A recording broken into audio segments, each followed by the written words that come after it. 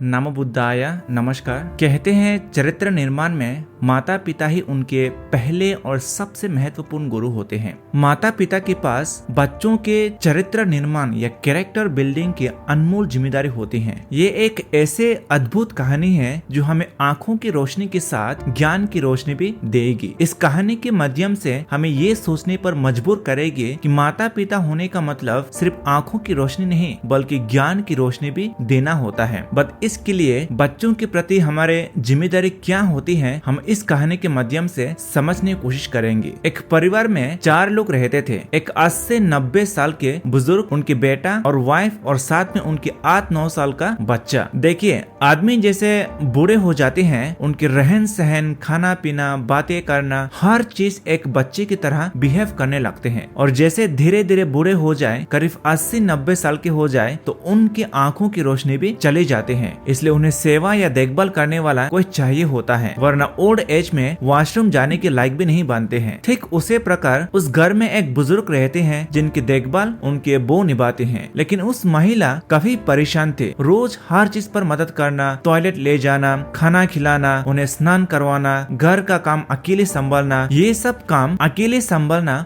बहुत मुश्किल होते थे। इसलिए अपने पति से कहती है, तुम अपने बूढ़े बाप को क्यों ना कहीं छोड़ दिया जाए, मुझसे और नहीं हो पाएगी। रोज इस तरह से काम करते रहना मुझसे सहन नहीं हो रही है, कहीं और जगह पर छोड़ दीजिए। लेकिन कहाँ छोड़ना है वो मुझे नहीं पता, बस मुझे किसी भी हालत में इस परेशानी से मुक्ति चाहिए। लेकिन पति कैसे अपने बूढ़े बाप को छोड़ सकता है, आखिर वे उनके पिता है। लेकिन क्या करे, पत्नी बार बार इंसिस्ट करते रहे, 1 बार 2 बार 3 बार, ऐसे कई बार अपने पति से इंसिस्ट करते रहे। एक दिन पति भी ठान लिया कि ठीक है, उन्हें कहीं छोड़ देंगे। इसलिए अगले दिन अपने बूढ़े पिताजी को एक बड़े से बास्केट में डालकर ले जाने के तैयार हो गई। तब उनके बेटा जो 8-9 साल का था चिल्लाते हुए अपने पिताजी से पूछे कि पापा, अब दादाजी को कहाँ ले जा रहे हो? पिताजी ने कहा, बेटा मैं दादाजी को कुछ दिन के लिए कहीं जंगल में छोड़ने जा रहा हूँ। बेटा बिल्कुल शांत से बैठा और सडनली अपने पिताजी से कहा, पापा आते समय ये बास्केट को वापस लाना भूलिएगा मत। तब पिताजी